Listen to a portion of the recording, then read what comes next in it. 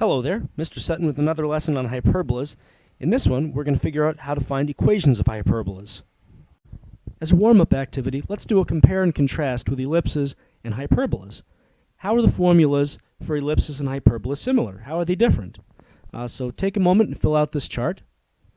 All right, similarities. Well, some that I came up with is they both have to have 1 on the right side, and you need to find a squared and b squared in order to fill out the formula. So that hasn't changed from before. Now some differences. Ellipses, you have a plus between the fractions. Hyperbolas, you've got a minus. With an ellipse, a squared is always bigger than b squared. With hyperbolas, a squared is just in the positive fraction. And finally, with ellipses, you've got c squared equals a squared minus b squared. With hyperbolas, you've got c squared equals a squared plus b squared. Ellipses, a squared is the biggest value. Hyperbolas, c squared is often the biggest value. So for our first problem, we want the equation of a hyperbola with the center at the origin and the following vertex in focus.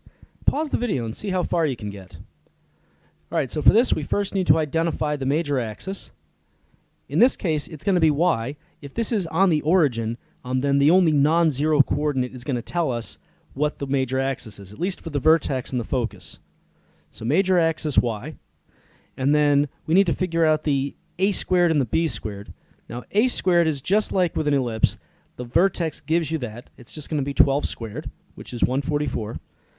B squared, that would be if we had a co-vertex, but they didn't give us anything like that here.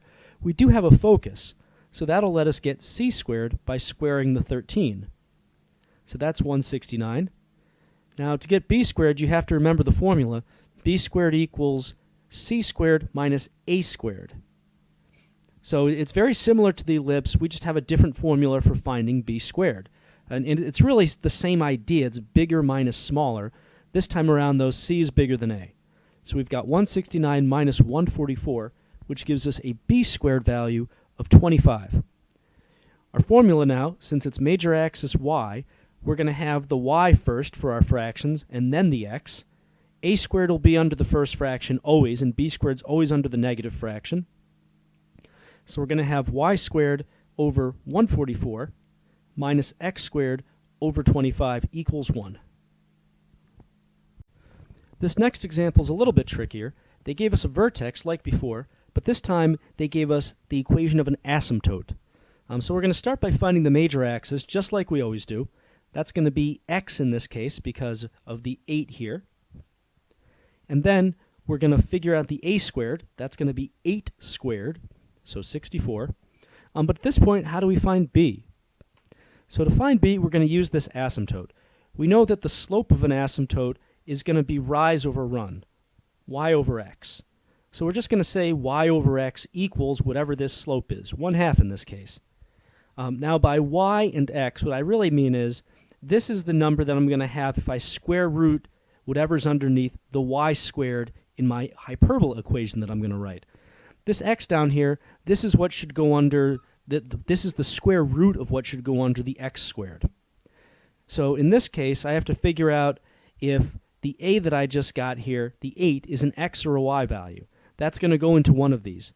B is going to go into the other spot, and then we'll be able to solve for b. So because this is major axis x, we know that this a value, this 8 here, is an x value. So instead of writing x down here, I'll write 8. Instead of writing y, I'm going to write b. And now I can solve for b. That's just going to be 4, because 4 over 8 is really 1/2. Or you could cross multiply. So now I can get a b squared out of that. That's going to give us 16. With major axis x, the formula has the x in the positive fraction, so x squared over a squared minus y squared over b squared. We just figured out that a squared is 64 and b squared is 16. So there's our final answer. Let's do one more of these. Try this one on your own.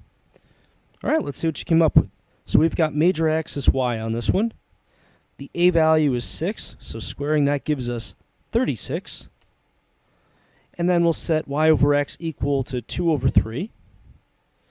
So for this one, the a value is a y value, so we're going to put in 6 for the y and b for the x.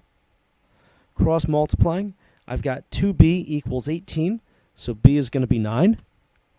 Squaring that gives me 81.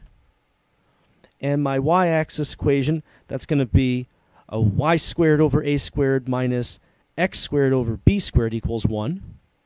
So y squared over 36 minus x squared over 81. And notice here, this is one of those examples where the minor axis denominator is larger than the major axis denominator. It's all about which fraction is positive. So that's it for equations of hyperbolas. Till next time, Mr. Sutton signing off.